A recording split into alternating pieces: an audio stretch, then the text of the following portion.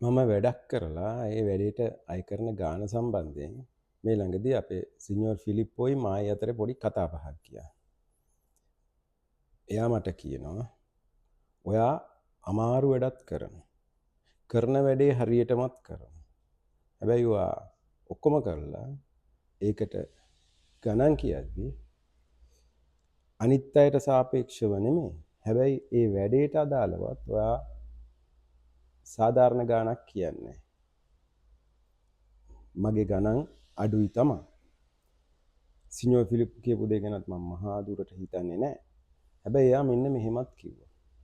ඒකෙදි වෙන්නේ අනිත් මිනිස්සු ඔයාව විශ්වාස කරන්නේ.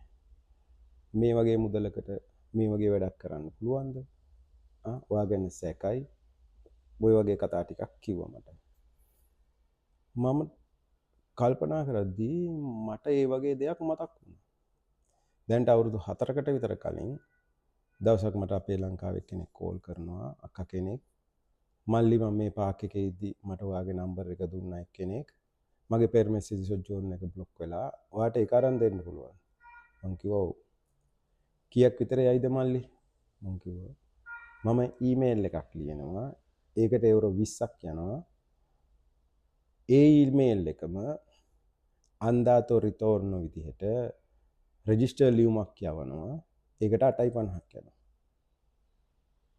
28.50යි සම්පූර්ණම ගාන. ආපෝ එච්චරද කියලා එකපාරට. මං හැබැයි නෑ මං තව තැනකට ගියා. එතන ලෝය කෙනෙකුට දීලා කරන්නේ 450ක් යනවා කියලා.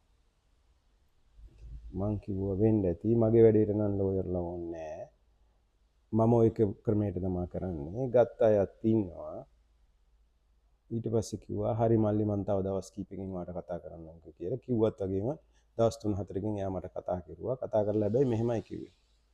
අනේ මල්ලි ඒ වගේ අඩු ගානකට කරනවා කියද්දි මට ටිකක් සැකයි.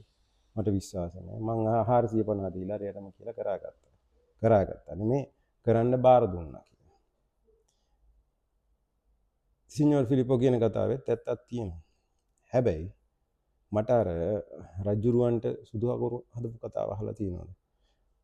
සුදු හකුරු හදන මිනිසයා කිව්වලු ඉහෙට උඩු වියම් පයට පාවට දාගෙන විශේෂ වතාවත් කරලා ඒක හදන්න කියලා. හැබැයි රජුරුව ගිහිල්ලා බලද්දි දැලි කුණු පෙරාගෙන මුං හට්ටියේ දාලා හකුරු පුරු ගන්න. අපිට ඉතින් සාමාන්‍ය ලේසි වැඩ කරලා මහ ලොකු සල්ලියක් ඉල්ලන්න බෑ මිනිස්සුන්ගෙන්. මට ආවාසිය ඇති. මිනිස්සු මාව විශ්වාස කරන්නේ නැතුව ඇති. ඉතින් මගේ ක්‍රමය මේකයි.